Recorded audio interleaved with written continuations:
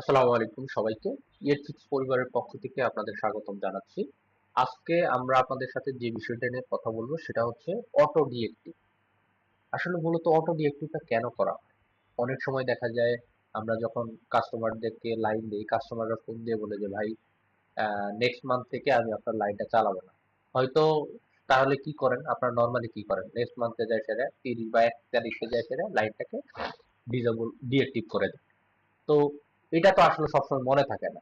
তো সেক্ষেত্রে কি হয় আমাদের সিস্টেম থেকে আপনি ওই ইউজারটা সাপোজ 20 তারিখে বলে দিছে যে হচ্ছে যে আপনার সামনের মাসের 1 তারিখ থেকে আমার লাইনটাকে অটো ডিঅ্যাক্টিভ করে দিবেন। তো সেক্ষেত্রে আমরা কি করব? আমরা হচ্ছে যে আহ, সর্বপ্রথমে হচ্ছে যে কাস্টমার সার্চে যেতে পারি অথবা কাস্টমার লিস্টে যেতে পারি। কাস্টমার লিস্ট থেকে আমরা করি দেখানোর সুবিধার্থে। এখানে সাপোজ মনে করেন যে হচ্ছে যে এই ইউজারটা আমার 20 আগস্ট আছে, সে বলল যে হচ্ছে অলরেডি 20 আগস্ট পর্যন্ত সে লাইনটা চালাবে।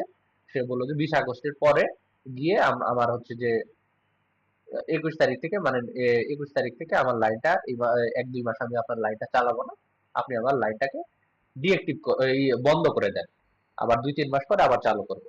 কারণ ডিএক্টিভ করার সুবিধা হচ্ছে যে এই যে ওই ক্লায়েন্টের আর বিলটা জেনারেট হবে না। তো সেই ক্ষেত্রে হচ্ছে আমরা কি করবো, অ্যাকশনে যাব। অ্যাকশনে গিয়ে এখানে দেখেন অটো ডিএক্টিভ ডেট নামে একটা অপশন আছে। তো আমরা কি করব, 20 তারিখ আছে, 21 তারিখে গিয়ে অথবা 20 তারিখে গিয়ে যে লাইনটা যেন অফ হয়ে যায়, যে ডেটা আপনার সুবিধা হয় আপনি অটো ডিএক্টিভ অপশনটা চালু করে দিবেন।